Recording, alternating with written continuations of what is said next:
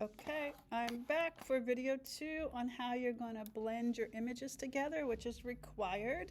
So I'm going to be just showing you some quick techniques to do that, and we're going to be living in your layers for the first part, which is down on the right-hand side maybe for you, or higher up on the right-hand side. So the idea with blending your layers is to make these images look more cohesive, like they all belong together, like they're just not cookie cutter cut out. So one of the fun ways to do this is to go to the layer blend modes, which is right here where it says normal. And if you look, I'm on the layer for my nephew's head, and if I start selecting some things, it's going to start making it look different. So that didn't really do much on dissolve. Let's go back to normal, and when you slide down, you'll see what it's going to do. So you want to pick something that's going to help that image blend into the background a little bit more. So color burn looks pretty good to me, so I'm going to choose that one. I'm going to turn him slightly to the left. Now you also can do fun things where you play with the opacity, which is right next to the normal blend modes, and it will take the layer down, the opacity of that layer down, so you can blend that layer in some more. So it looks pretty good. I like that. So let's do something similar with my brother's head. So I'm gonna, again, I had this turned. I don't know why it turned back. I'm gonna go back to the layer blend mode where it says normal, and I'm gonna go through and see what I can find that is gonna work. Oh, it's not doing anything because I have to say done over here. So say done. And I'm gonna go back. Why I wanna keep my transformation? Okay, here we go. That's interesting. I'm gonna say done. All right, hopefully it stays there. All right, so I'm gonna go back to the normal mode, and I'm gonna slide through and see. I don't want them green, that's terrible. I don't like that. Color burn, oh, don't like that one. Oh my goodness. All right, don't like that one. Lighten, maybe. Screen, ooh, that one, I like that one. So I'm gonna choose that one. And again, I could play with the opacity too, but this opacity, if I take this down, I'm actually gonna lose him a little bit. So maybe I don't play with the opacity on that one.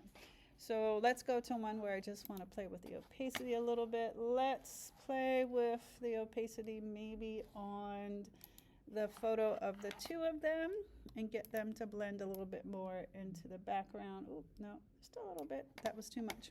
So those are two ways you can blend, is using your layer blend modes and your opacity.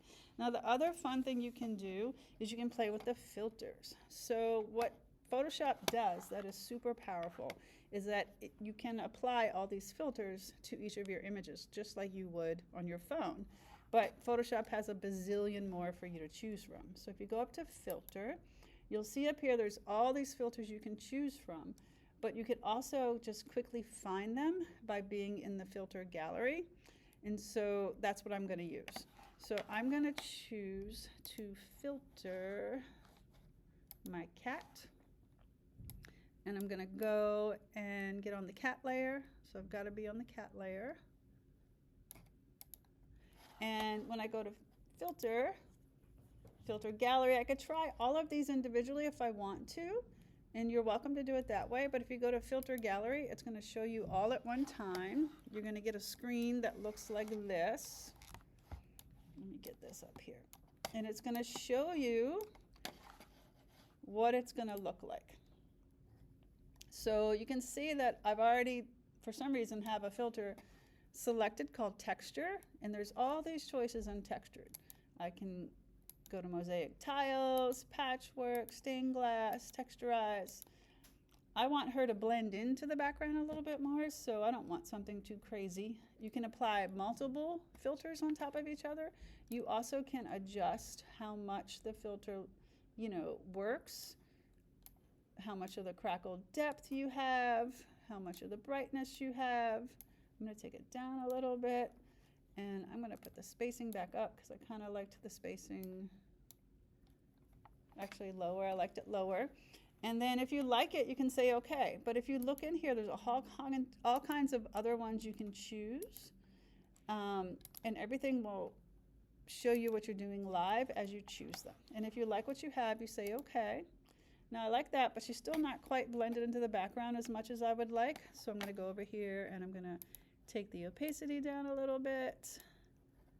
That's better. And you can keep going. So I also want to change the stained glass a little bit. I'm going to go into my modes again and see what I, ooh, that's kind of cool, but that's a little extreme. Ooh, I like that one. Yeah, I'm going to go with this one, and I'm going to take this down a little bit. And you're just going to tweak your artwork. The whole idea is to get this to look like it's blended together even more than it already does. You don't want it to look like you cut everything out and you just slapped it on there without making the art look more cohesive. When you're done, guys, you're going to save this differently than you normally would.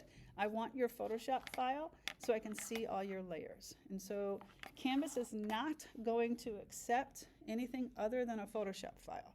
So the way you're going to do that is you're going to go to File, Save As. You want to make sure that when you're saving it right here where the format says, it says Photoshop. All right? That's going to show me all your layers and all the work you did.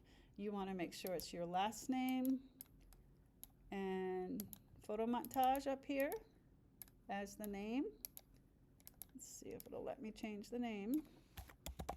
Bruck _ Photomontage. Make sure it's a PSD. You can't just type it on there. You have to make sure you're saving it out of Photoshop as a Photoshop file. And you're going to say save. And that is the one that you're going to submit. I've saved this multiple times, so it's going to ask me to replace it, and I'm going to replace it. And there you go. It's going to ask you to maximize capability. Yes, you want to do that. Say OK. And there you go. And that's the one you're going to save and submit. I can't wait to see your work. Great job, everybody.